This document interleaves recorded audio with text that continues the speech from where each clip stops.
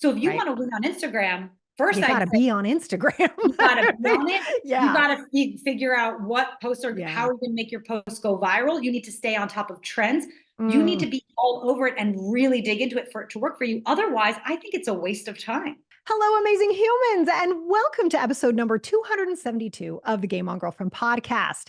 Did you know that only 2% of female business owners break the $1 million mark? Yeah. Isn't that crazy? And if you've ever struggled with marketing or thought like, oh my gosh, everything I'm doing isn't working. I'm on Instagram, I'm on Facebook, I'm running around over on YouTube. I don't even get LinkedIn. If you've had these thoughts, these moments of like, what is going on with marketing? And should I just throw advertising dollars at it? Today's guest, Victoria Hajjar, is going to help us answer that question as she is personally on a mission to change that 2% ceiling. Victoria Hajjar, founder of Ugli Ventures, specializes in assisting startups in scaling from 6 to 7 figures. She focuses on aiding female entrepreneurs in optimizing sales and marketing strategies, team building, and leadership development in order to establish sustainable and profitable 7-figure businesses. Her clients have had $1 million months, earned $1 million in revenue inside their businesses, and she's mentored women who've landed on the Forbes 40 under 40. Her work with female entrepreneurs sprouted in her desire to be surrounded by women who are equally as ambitious and to create a sense of community, knowing all too well that entrepreneurship can be lonely. You're going to really want to listen in to what Victoria shares with us today about how to market, about the power of your storytelling, and the fear that so many of us have around really connecting our stories to our businesses. And that is the one thing, especially if you're worried about AI, that is the one thing that will continue to set you apart. And she really addresses that in today's episode. And the other thing I want you to listen for is her proprietary idea of a marketing flywheel and what that can look like inside your business. Pop in those earphones and let's get to it. Victoria, welcome to the Game On Girlfriend podcast. We are hitting up all things marketing, social media, the gooey goodness of running a business today. Welcome. Hi, Sarah. Thank you so much for having me. I know we're going to have a juicy conversation. I think juicy is the right word, right? Yeah. People are spending the monies on the marketing and not always getting stuff back. So I'm really excited to dive in. But before we do, I got to know, you guys, we were chatting off camera a little bit about how we actually worked in the same building in Manhattan for years and years, That's which is wild. just Yes. crazy. We had these crazy corporate backgrounds. So I know what it's like to work for those media companies. I know how intense it is. And clearly there's a lot of different ways and places and industries you could have used your talents and your expertise out of all of the things you could have chosen. Why is this what you're doing with your one and only life? Well, it's really funny because I often ask myself this, and it always goes back to, I tell you, this is going to sound crazy, being like 8 or 9, like sitting on the bathroom floor at my grandparents' house. My grandparents they were product people. Okay. Okay. So they had so many products under the sink in their bathroom. And I just can remember myself as a child looking through all of the shampoos and the creams or whatever and reading the descriptions of the products. I became so enchanted with marketing. I would be the person that reads the description on the toothpaste tube, Mm-hmm. Yep. right? And I just really loved the storytelling of brands. And Mm. it's something I've been absolutely obsessed with. And it's what drove me to our common sort of beginnings in media and production and sort of attracted me to television, all that stuff. But with working in that industry, it wasn't quite right. And I found my way to marketing and using storytelling through marketing. And it's something that I've been obsessed with because it doesn't matter what your business is, it doesn't matter if you're direct to consumer, you're B2B or whatever. We can't deny that storytelling is really the basis of all sales and marketing, right? Mm. It's It how we is. connect, right? It's how we connect. Mhm. So that's something that I've been absolutely obsessed with since I've been young. And that's what's really driven me to, being over my career, a marketing director, a fractional chief marketing officer, and why I've been so passionate in what I do, which is primarily helping to consult and coach female founders and helping to hone in their story Mm. and build the marketing systems around that story in order to grow and scale. So it goes back to that, Boca Raton bathroom, looking at those toothpaste tubes, I tell you.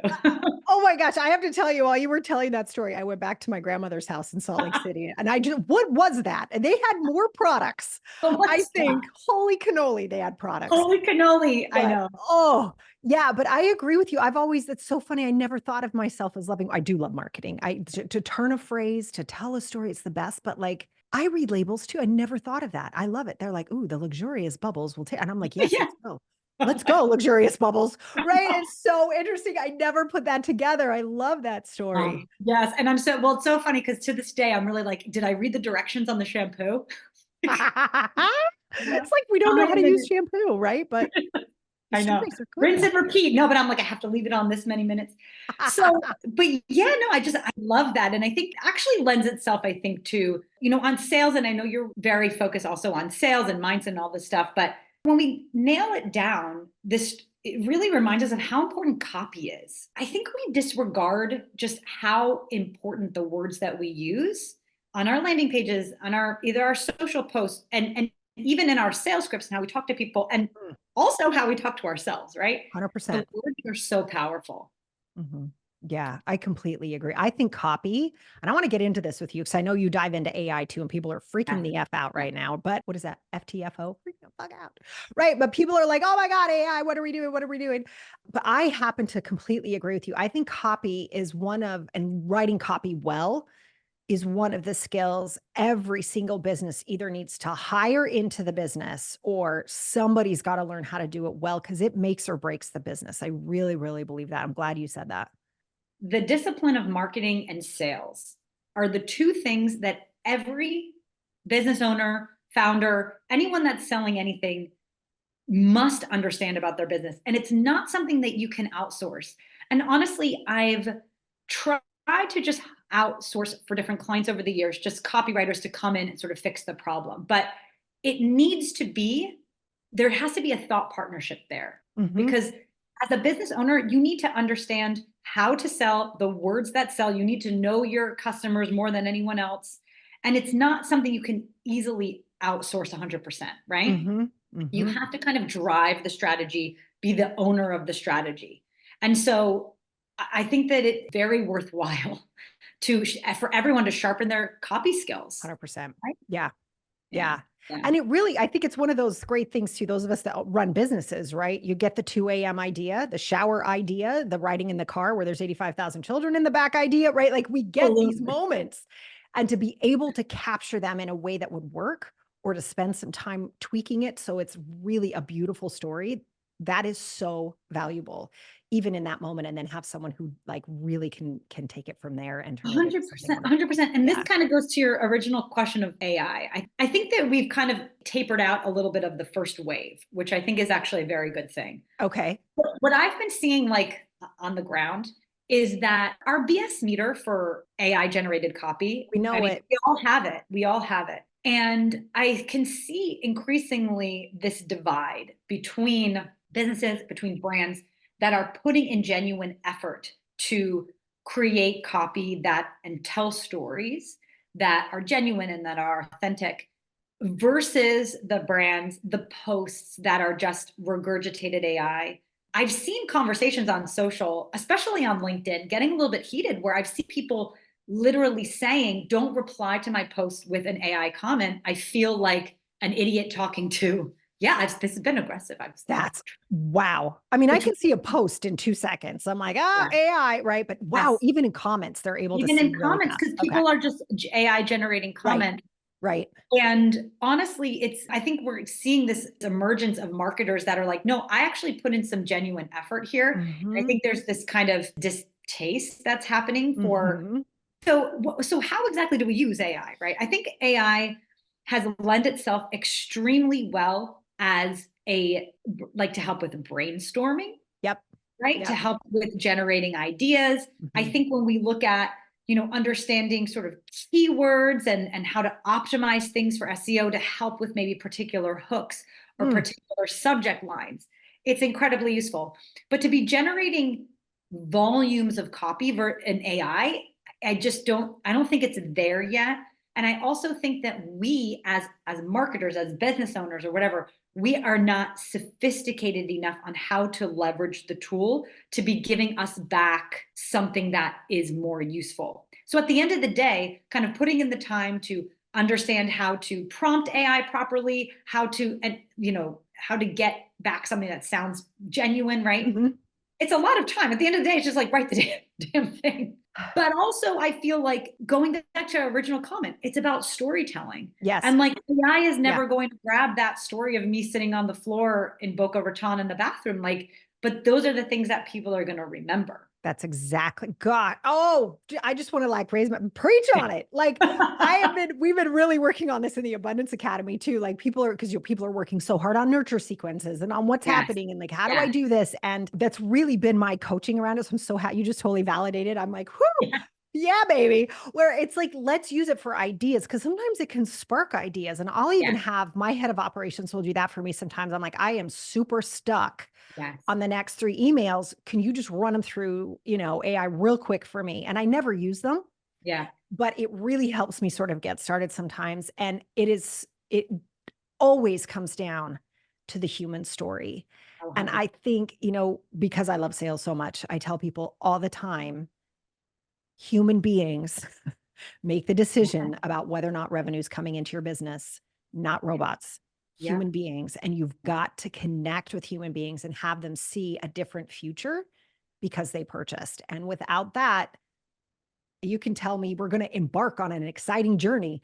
Yeah. Frick, Yeah. if Yeah. I see that Like phrase a one more high time with pace. a rocket, Yeah. It's right? like It's high pace, like, high pace oh, technology. Yeah. unbelievable. I'm like, guys, please just don't ever, if chat GPT the word embark, please change it because we don't use that Exactly. word. I agree. Anyway, yeah, so good there.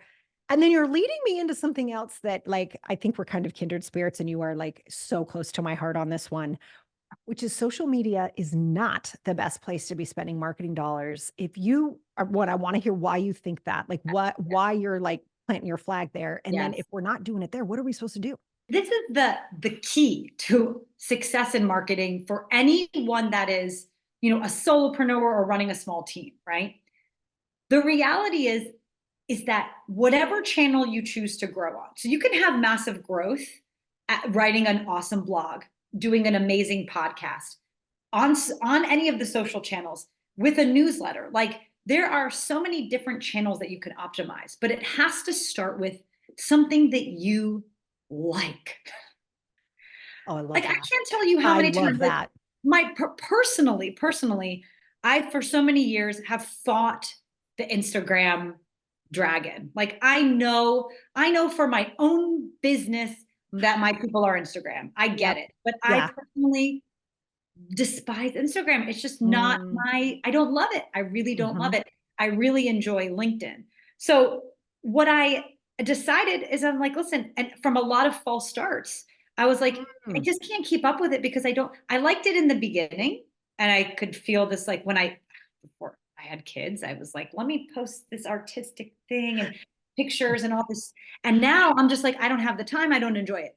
So anyone that I've seen have massive success in terms of a lead channel, the first thing is what do you like? Because Mm, if you have an interest in, if you enjoy podcasts and you want podcasting to be one of your lead generation tools, there's so many avenues for getting exposure with your podcast. You could yes. be advertising other podcasts. You don't have to be showing up on social, right?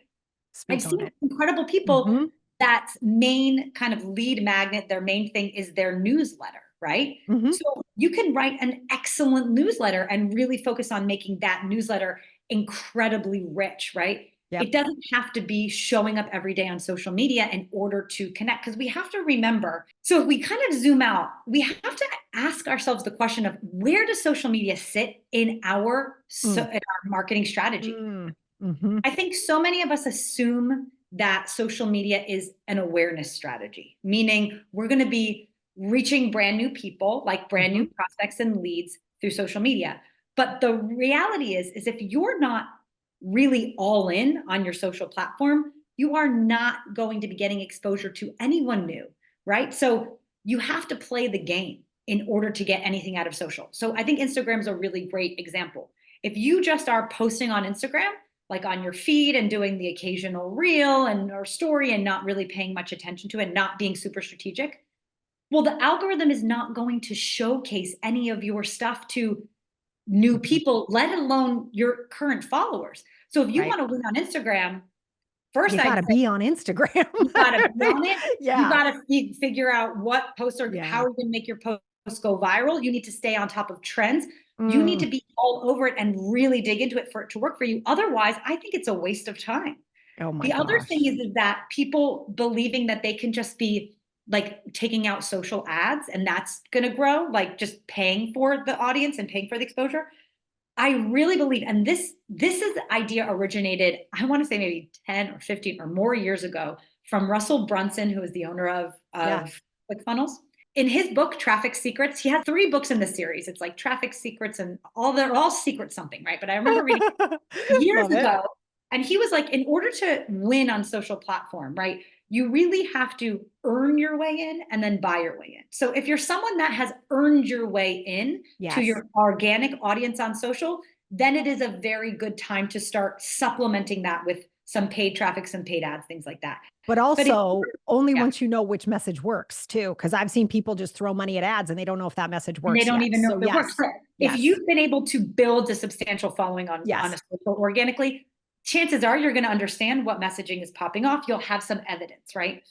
If you have 0 or less than 1,000 followers on Instagram and you want to just be growing with ads, again, I think it's a waste of time because whichever channel it is that you choose, you need to go all in. Like I I love think that. that you need to understand it yourself. Yeah. You need to understand it before you can give it away. That's one of my biggest things when it comes to marketing. Love that. So even if you are funded, because I've seen Lord no, I've seen a lot of funded companies that just like hire everyone. The owner, the founder doesn't really understand what success looks like. They don't understand enough to Yes. give it. They just want to hire everyone to do it for them.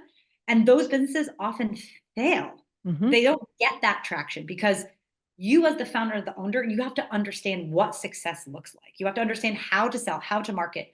You need to understand those elements. And then I believe it's the moment where you can start giving it away and you can start outsourcing it and all of those things. But But not until you know what success looks like in that realm. and that's why a lot of folks, especially the smaller companies, they waste money on marketing because we tend to think that, and Lord, I've dealt with like pre-revenue companies all the way up to I've worked with founders that have made more than $1 billion valuation in their company. So I think that this is true across the board. You can't expect a social media manager on Fiverr to build, create, and maintain Sorry, I your don't mean to whole laugh. social Right. strategy Right.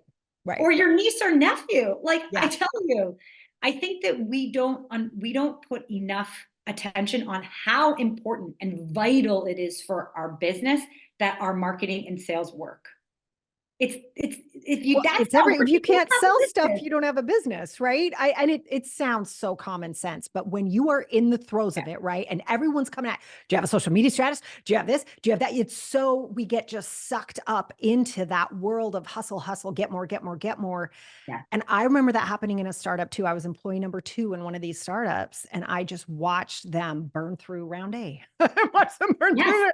You know what I yes, mean? I was like, and here it goes again. And it yes, was the hiring for the sake of hiring. And yes, for those who are solopreneurs, right?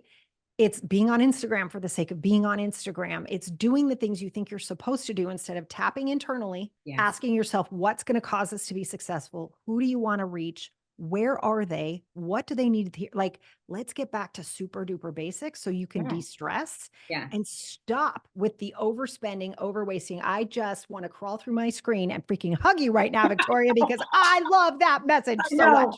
Well, Oh my God, I love it. and this is like I think the core philosophy that I've developed over the years. So in my career, I've worked as a marketing director and fractional chief marketing officer. So what that has meant is that I've been thrown in to sort of build and lead marketing departments all Yeah. over the world. So I've worked with tons of different people. I've worked in China, I've worked in Dubai, I've worked in Mexico, I've worked in New York. And the one thing that is undeniable. And it doesn't matter if you're running a hotel or you're a coach or you have like a potato chip company. The most important thing that you need to focus on as a founder, as an owner, is what I call building out your sales focused marketing strategy.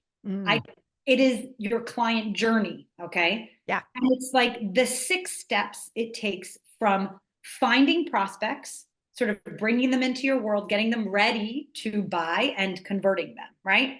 And so there's these 6 stages, and I obviously didn't make up client journey, right? But I utilize this what I teach because it's the base of all the strategies, right? It's the awareness phase, engage, nurture, right? Okay. The problem though here is when you master the basics of just this, right? You're like, I'm going to do minimal viable on all of these stages, meaning I'm only going to do one thing well for all of these stages, right? Awareness phase. There's a lot of ways you can get in front of new audiences. You can run ads, you can do a partnership strategy, you could focus on SEO, you can go crazy with Instagram reels and TikTok dancing. There's a lot of ways to get in front of audiences, but the point here is like, you need to commit to one and you need to figure out that channel. Like, and maybe you bring some people in to help you, like an ads manager or whatever, but my rule is like, you cannot do anything else until you master that channel, right? If it's ads, it's like, just stick with ads. And if it's ads, just one platform. It's like, you want to Google ads? Let's make go. like ads, right? Or if you really are committed to getting new leads from social media, then just 100% of your effort, energy is going to focus on that strategy. And what happens is that oftentimes we know that there's so many things available to us as business owners.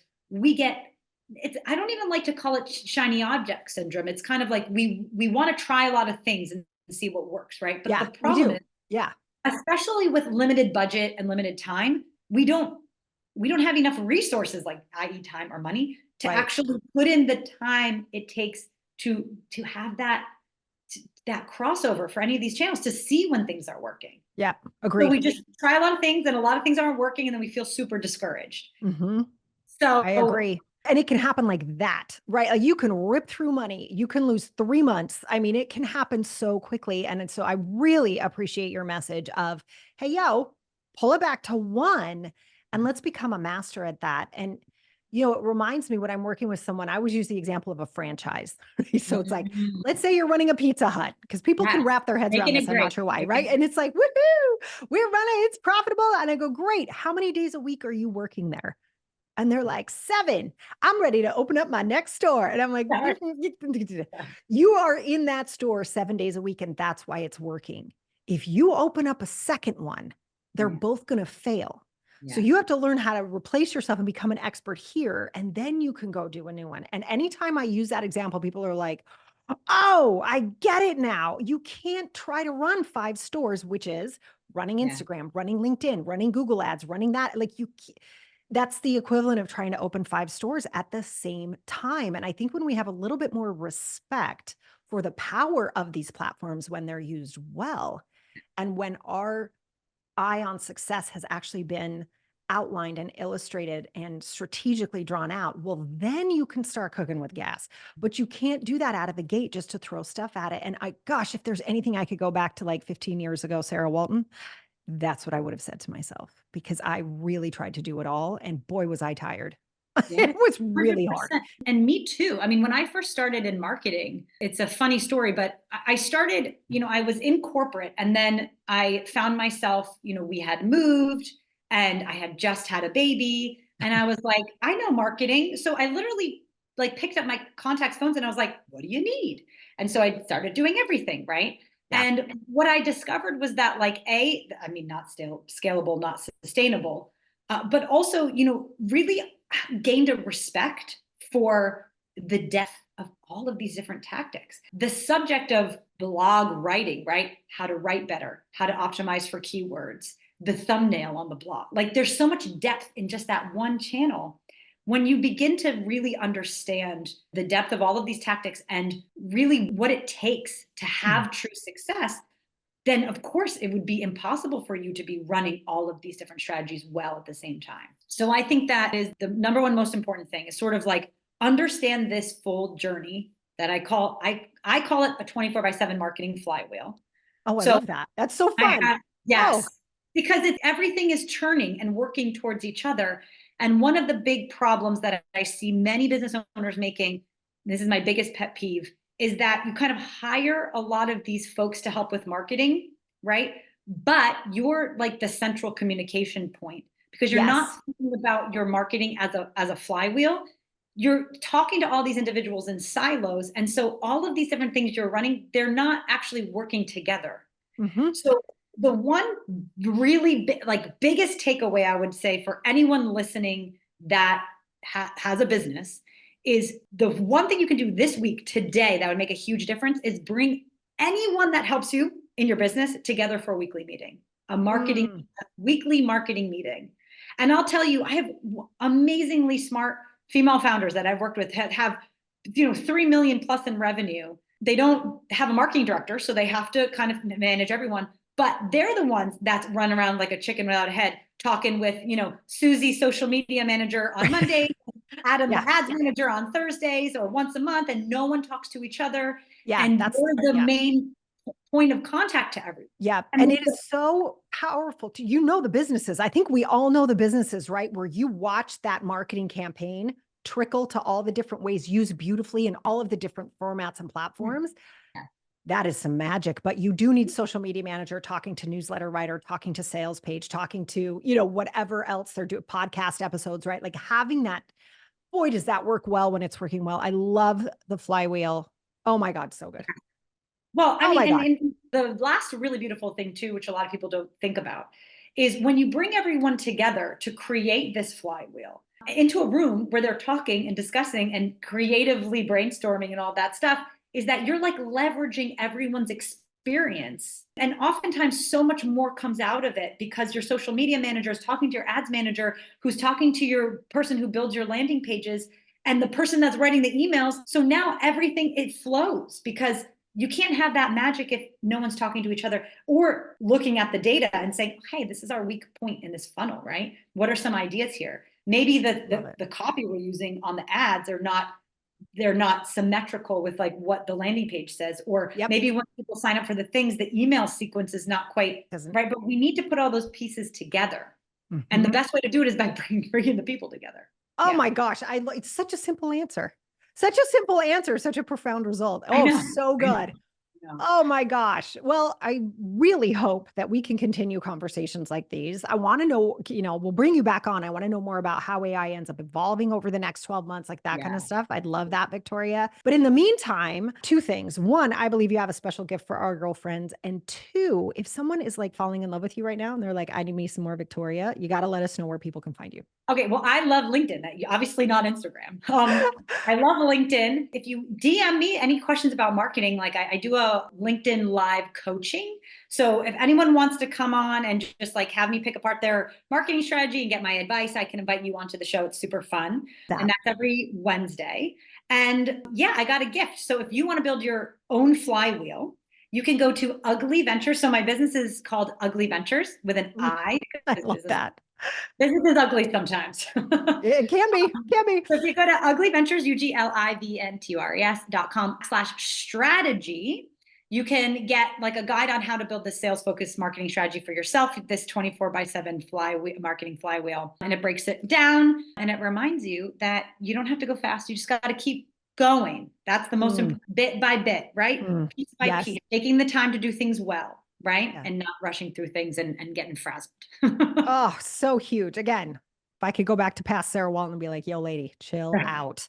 It just, what a difference if we can actually just do things well, step by step. Victoria, thank you so much. You guys, we are going to have the links to her special gift below this video if you're watching on YouTube and in the show notes if you're listening in. And for those of you that want to go grab her on LinkedIn, we'll make sure that is in there as well. Victoria, thank you again. Thank you.